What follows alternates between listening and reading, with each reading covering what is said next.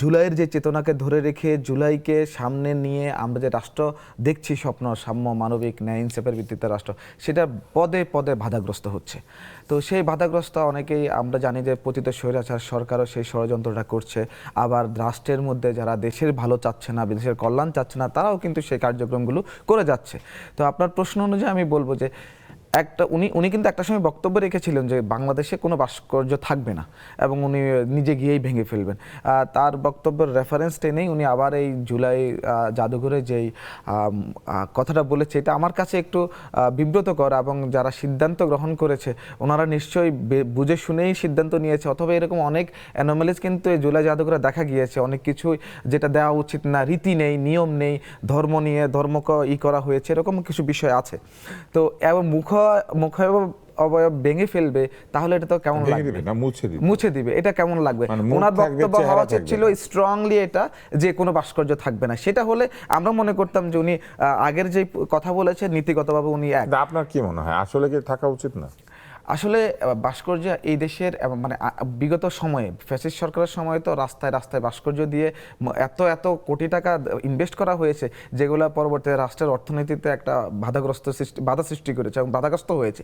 এইরকম না করে একটা দুটো স্মৃতি যদি না থাকে, আমাদের পরবর্তী প্রজন্ম কিভাবে এটাকে দেখবে যে আসলে এই বাংলাদেশে আমরা কি করেছিল জুলাই যোদ্ধারা, বা মুক্তিযুদ্ধের যে কয়েকটা ভাস্কর্য সারা বাংলাদেশে ছিল, সেগুলো দেখে অনেক সময় কিন্তু উৎসাহিত হয়। আমরা যারা প্রথমে ঢাকায় টিএসসির পাশে ঘুরতে গিয়েছিলাম বা বিভিন্ন বিশ্ববিদ্যালয় ক্যাম্পাসে গিয়েছিলাম, যখন মুক্তিযুদ্ধের বিভিন্ন ভাস্কর্য দেখা গিয়েছে, তখন কিন্তু আমাদের একটা চেতনা কাজ করেছে যে মুক্তিযুদ্ধের সময় তাহলে এই কাজগুলো হয়েছে। এই যে আমাদের একটা মেন্টাল মানে ইন্সপিরেশনের যে ব্যাপারটা থাকে ভাস্কর্যগুলো দেখে, সেটা কম হলে ভালো।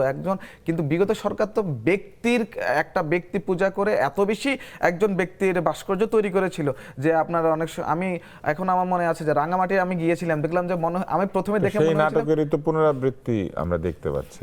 দেখুন, ভাস্কর্যের বদলে ভাস্কর্যের একটা ধরন আছে। ওইটা ছিল একটা ব্যক্তিকে পুরো বাংলাদেশ এস্টাবলিশ করা, একটা ব্যক্তি। আর এখানে কিন্তু ব্যক্তি না, এখানে কিন্তু বিভিন্ন প্রকারের যোদ্ধা। এদেরকে কিন্তু এদের স্মৃতি যদি আপনি একটুও ধরে না রাখেন, তাহলে তো জুলাইয়ের আগামী প্রজন্ম যে জুলাই নিয়ে আমি কিন্তু মুক্তিযুদ্ধ দেখিনি, ৭১ দেখিনি, জুলাই দেখেছি।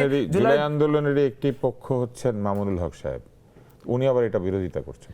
দেখুন, উনি তো ওনার স্বাভাবিক যে বক্তব্য, সেই বক্তব্যটা উনি প্রদান করেছেন এবং ওনার আগের বক্তব্যের সাথে। এবং আমার কথা হচ্ছে যে ওনার বক্তব্য স্ট্রেট হওয়া উচিত ছিল যে থাকবে না, কিন্তু উনি আবার ধরেন থাকবে না বললে কি আপনারা মেনে নিতেন? দেখো না, সবাই তার রাজনৈতিক স্ট্যান্ডের বক্তব্য রাখবে, সেটা সরকার চিন্তা করবে কতটুকু রাখবে কি রাখবে না। সেটা তো আমি কি বলেছি যে আমরা কিছু ভাস্কর্য দেখে অনুপ্রাণিত হয়েছি এবং ইতিহাস সম্পর্কে জানার আগ্রহ প্রকাশ করেছি, সেই জিনিসটা তো রাখতে হবে। আপনি গিয়েছেন? আমি এখন পর্যন্ত যাওয়ার সুযোগ হয়নি।